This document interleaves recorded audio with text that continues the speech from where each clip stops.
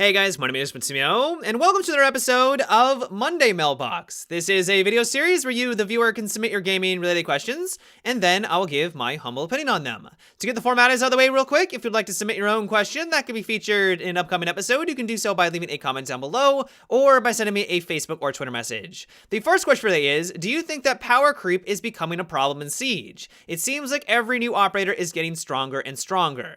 Well, for the most part, I think Ubisoft has done at least a reasonably good job of keeping power creep at bay. Yes, a lot of the new operators are very powerful in their own hand, but they don't make the old operators necessarily obsolete. A lot of the old characters are still 100% viable, and honestly, a lot of them you still want to choose over the DLC operators because of what they provide with their gadgets. There really isn't a substitute for Thatcher, for example. When we move on over into this new season, though, that is where I start to have some concerns. If we take a look at Nomad's gadget, for example, I think as a trap operator, she's going to be relatively well balanced. You're going to be able to place this thing, scatter around the map, and if anyone activates it, of course, it's going to not only notify you when someone's nearby because it's going to make a really loud audible sound when it goes off, but if you're waiting in the wings for it to activate, you can swoop on in and get an easy free takedown. And so in that respect, I don't think it's going to be overpowered.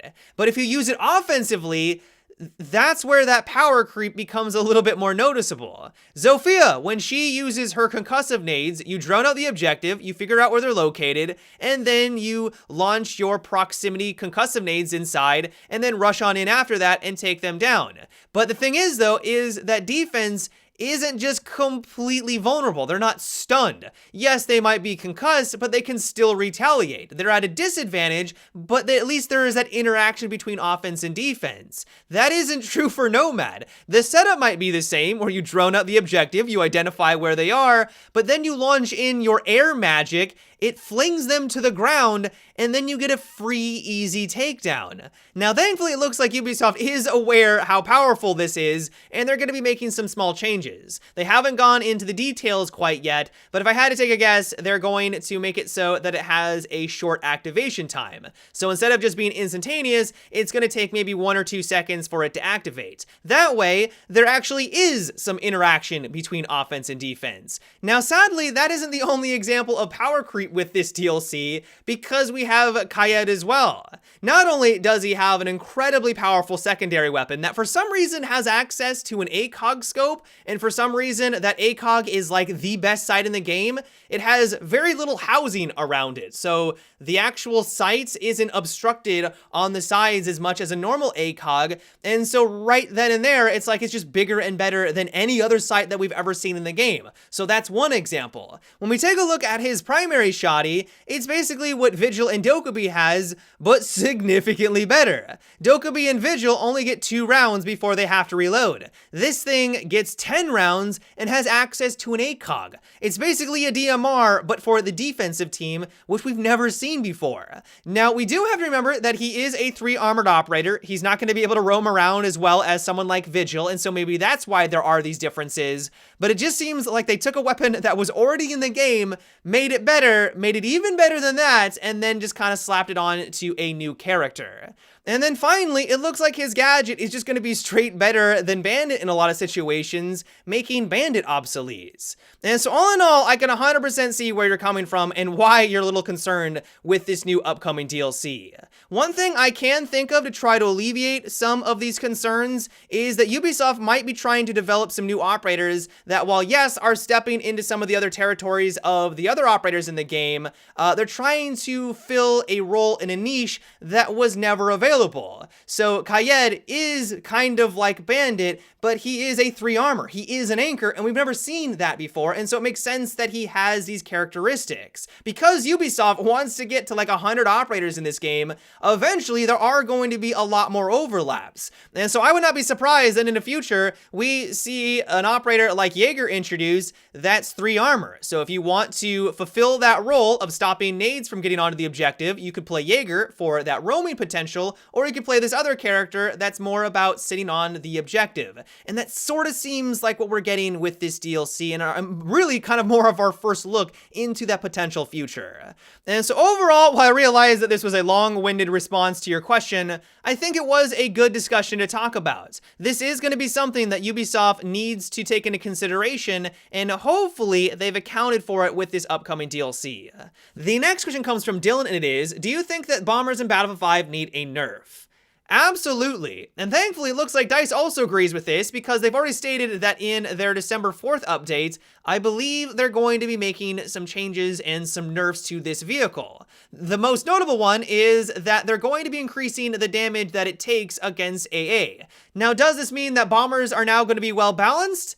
That's difficult to say. One thing that DICE has always struggled with in the Battlefield franchise is making planes well balanced and having a great interaction between infantry on the ground and people up in the air. If you make planes too weak, you run the risk of what happened during the beta, where everyone avoided those vehicles because it was basically just a mini game up in the sky. If you really liked flying, you basically only had to go after other air vehicles because you were completely useless going for infantry down on the ground. And so that's one issue.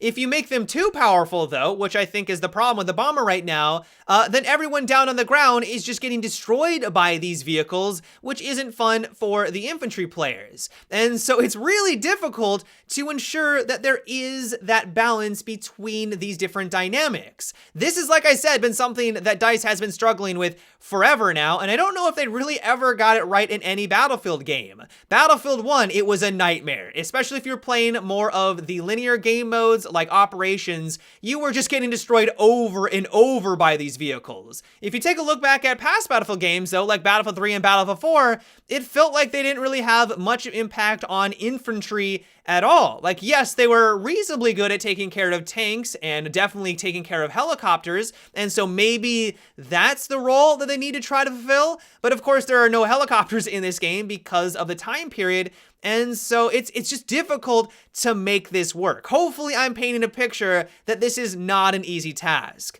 And so overall, I think this is a great step in the right direction. I'm really glad to see that these changes are being made, but I'd be very surprised if this was the last balance update we do see for these vehicles. The next question comes from James, and it is, what do you think about Ubisoft adding some sort of quick release system for repelling operators? It would help people defend themselves from runouts at the cost of possibly taking some fall damage depending on how high up you are.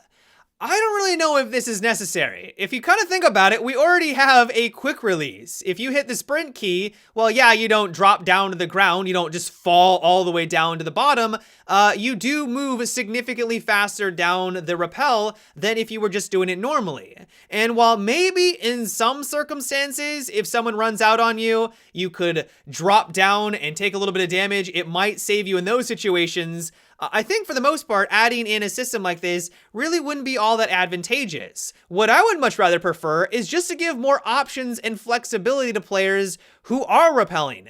In a game like Rainbow Six Siege, where repelling is a key component, it seems very weird that they put you in such a vulnerable position when you're actually repelling.